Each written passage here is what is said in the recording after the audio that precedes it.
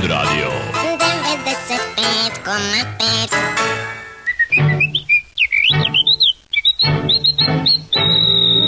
Uglomer. Iz mog ugla to izgleda ovako. Mislim da je ovo sasvim pogrešno. S moje tačke gledišta, Ja to posmatram malo drugačije. Uglomer za različite stavove, nivoe i uglove. Svoje stavove iznose Dejan Pribaković, Orel ponedeljkom i Trendovac petkom u 9:55. Uglomer.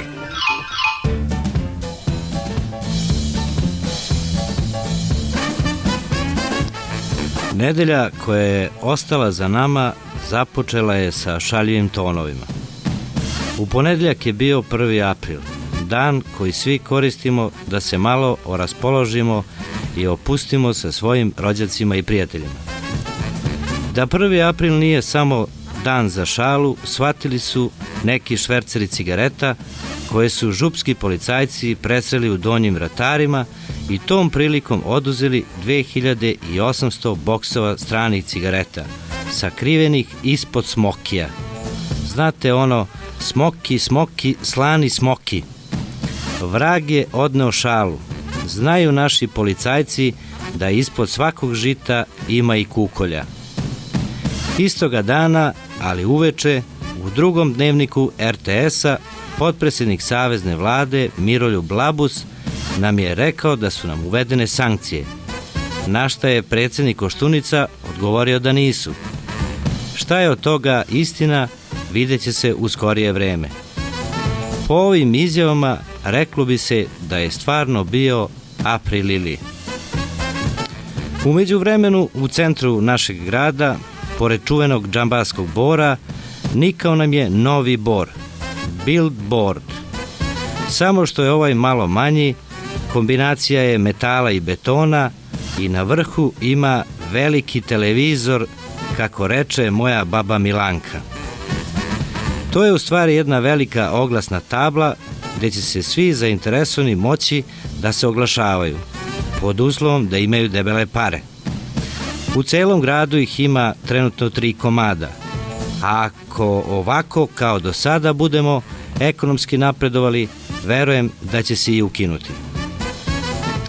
Pre par dana u javnosti je osvanulo i jedno saopštenje.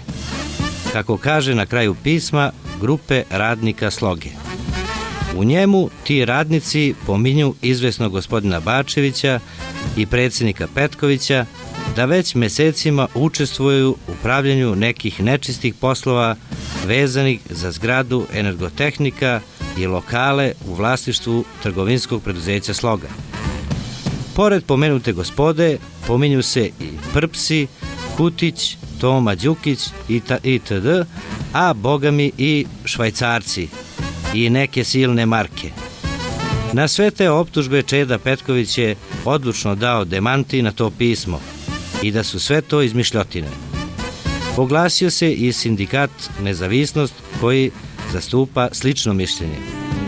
I neka grupa građana se žalila na popis koji je u toku, pa je predsjednica gradske vlade, gospođa Ljubica Golubović, morala na kontu toga da objasni o čemu se radi. I to na našem Trend radiju. Šta je bre ovo u zadnje vreme, svi se nešto žale. Ili je stigla demokratija, ili nešto ne ide kako treba. Jedno sigurno jeste. Čak su se i gosti žalili, oni što su bili na rukometnoj utakmici u hali, da su nam svlačionice u lošem stanju. A tek WC-i, U petak nam je stigla dugo očekivana kiša, ali se nismo nadali snegu. Sad više nije aktuelna baba Marta, nego ona druga u aprilu. Najzad da se i poljoprivrednici malo obraduju. Samo da ne bude mraza, da ne bi pre vremena obrali bostar. Kad smo već kod poljoprivrednika, da kažem i to da su čelnici Skupštine opštine Aleksandrovac na čelu sa predsjednikom Petkovićem započeli akciju obilaska mesnih zajednica. U subotu veče posetili su Venčac i to iz 2 ture. Jednu u jedan deo sela, a drugu u drugi. Obilaze seoske zajednice da bi u direktnom susretu videli sa kakvim problemima se susreću župski seljani. Na pritužbe Venčačana da imaju više problema, uostalom kao i svuda u župi, rečeno im je da će probati uglavnom sve da reše. Jedino što trenutno nisu planirani u budžetu opštine. Hoće, ali sledeće godine. A možda je razlog posete i nešto drugo, jer ovih dana meštani Venčaca pripremaju smenu svog odbornika, koji je iz redova DOS-a, jer su nezadovoljni njegovom aktivnošću i zalaganjem za svoje selo.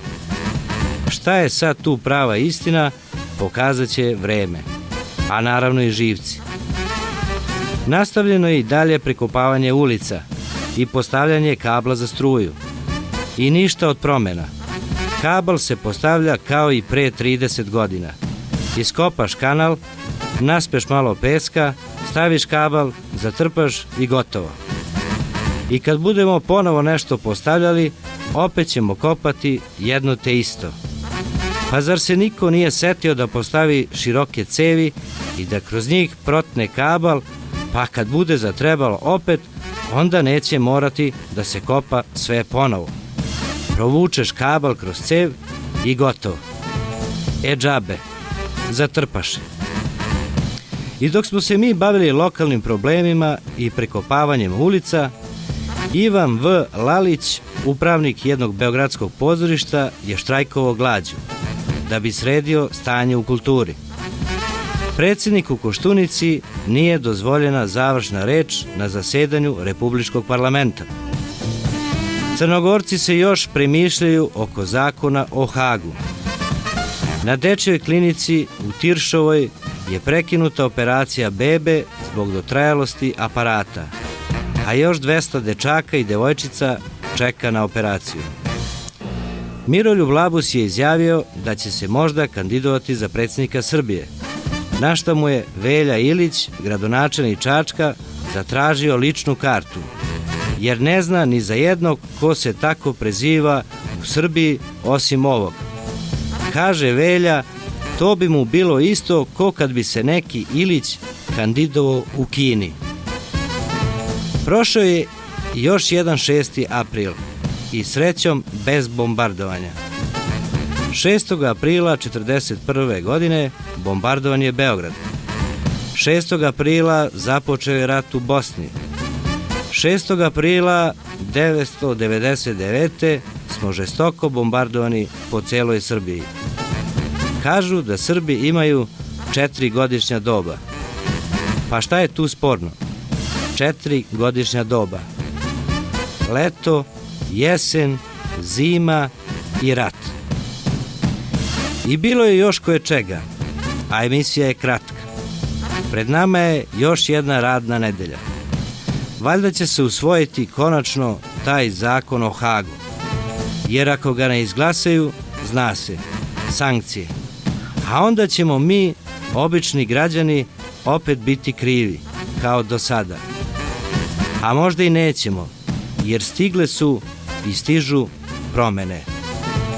Glavu gore, bit će bolje u Mitrovo polje. Pregled sastavio Dejan Pribaković Orel.